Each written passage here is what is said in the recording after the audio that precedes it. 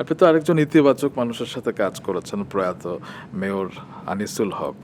তার সাথে আপনার কাজের অভিজ্ঞতা কেমন ছিল? চমৎকার, চমৎকার ব্যক্তিত্ব। এত বেশি শ্রম দিচ্ছিলেন, যেই কারণেই হয়তো তার লাইফটা শর্ট হয়ে গেছে। আমি বলব উনি মেয়র থাকলেও পুরো ঢাকাবাসীর যে পিতা বলে, নগর পিতা, উনি এটা ফিল করতেন। এবং এটার সমাধানের জন্য কি করতে হবে, যেহেতু আমাদের সমস্যাগুলি অত্যন্ত জটিল, সেই কারণে উনি দ্রুত কিন্তু হাঁটার চেষ্টা করেছিলেন এবং আমার সাথে প্রায় উনি কিন্তু কথা বলতেন।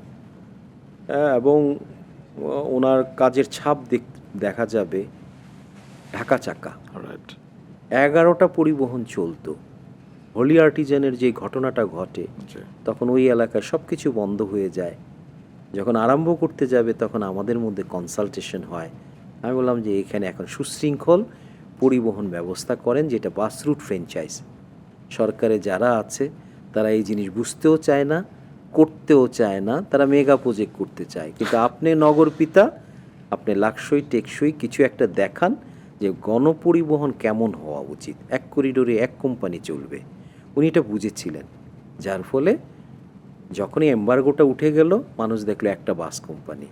সেই বাসের সাথে রিক্সাকে আবার কিন্তু চমৎকারভাবে ফিডার হিসাবে ভেস্ট দিয়ে, গুলশানে প্রথম সোসাইটি, ভেস্ট Right. দিয়ে নাম্বারটাকে সংক্ষিপ্ত করে বাস স্টেশনের কাছাকাছি নামিয়ে দেওয়া, এই যে সুন্দর সুন্দর কাজগুলি করেছে, এইটার স্কেল আপ উনি হয়তো করতে পারতেন যদি বেঁচে থাকতেন। কিন্তু দুর্ভাগ্য লাগে উনি যা চাচ্ছিলেন সেটা উনি পারেন নাই। এবং বাসরুট ফ্র্যাঞ্চাইজকে গত সরকারের 3 মেয়রও কিন্তু সেটাকে ধারণ করতেন কিনা জানি না, যেই কারণে বাস্তবায়ন করতে পারেন না। উনি থাকলে আমি নির্দ্বিধায় বলতে পারি ঢাকার গণপরিবহনের অনেক দৃশ্যমান উন্নয়ন হতো। এবং এইটাকে যদি আমরা ফিক্স করতে না পারি, তাহলে কিন্তু যানজট বলি, কি বলবো, নিরাপদ সড়ক বলি, অথবা আমি বসবাসযোগ্য নগরীর তলানির থেকে উঠা, এটা কোনোভাবে সম্ভব না।